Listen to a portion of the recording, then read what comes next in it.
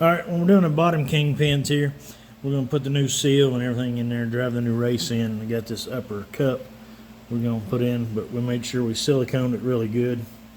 And we're going to lay it in there so no water or dirt or grease gets in there after the fact.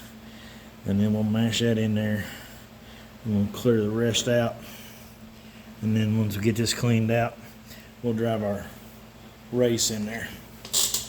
Alright, and once you get that drove all the way in there, you won't be able to move this cup at all. It'll be tight in there and your silicone will squeeze in on the bottom side. Then you're going to hand pack your bearings here, unless you got a bearing packer. And make sure you put this bearing in before you put the seal in, because that's the only way to get it in. Alright, we got the axle all, or the bearing all pretty greased up, packed in. Got a little light coat of grease on this. And just set your bearing in there and she's good to go. And then you'll put your seal on there. Alright, I don't know why I have one glove on and one glove off. I didn't think it through. But to pack a bearing, put some bearing in your hand like that. Put some grease in your hand and then take the big open side of the bearing and just mash it in the grease back and forth. And it'll start to come out the top and out the sides, and then you'll know that you got your bearing packed. Do it till you see the grease come out up here. Alright, when I put my seal in, what I found is the best way is to use the bearing race as a driver to set the seal on here and get it started, and then use the race and drive it down in there.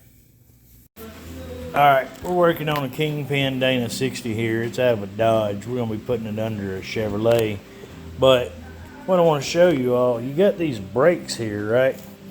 And they make a lot of clunking noise. But if you'll notice on the butt of that, it's got that little arrow looking deal bent over, facing a certain way. There is a spring that you get with your wedge and bolt kit, and this is the spring. And if you can see how it's angled up here at the front, I'll show you how that goes on here in just a second. It's going to set just like that. Alright, once you put it on, it's going to look like that right there, and it's going to have that little spring pressure deal there. So when you set that in there, it mashes down and it keeps your pad lifted up, so whenever you mash your brakes, it doesn't pull up and make that clunk sound. You just mash it in there and put that in there, and I'm gonna need two hands to do that, but I'll be back when I show you. It's kind of tight. Alright, I got that upper part started finally. That bottom part's sitting in there. Like I said, it's tight, but it keeps that pad from jumping around and jumping up and down. But it will come back on its own once the wheel and everything's moving, you know.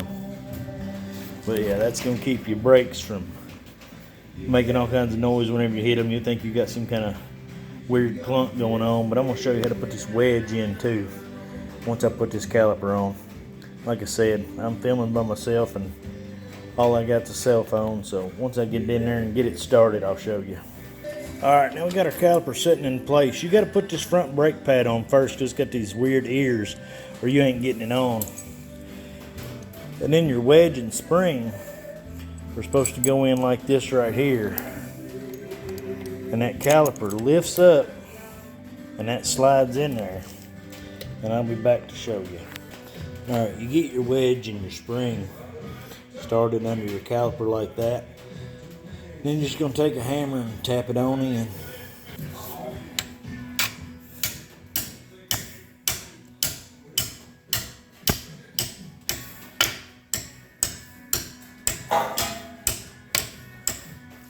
Once you get it in there like that, it's wedged in there.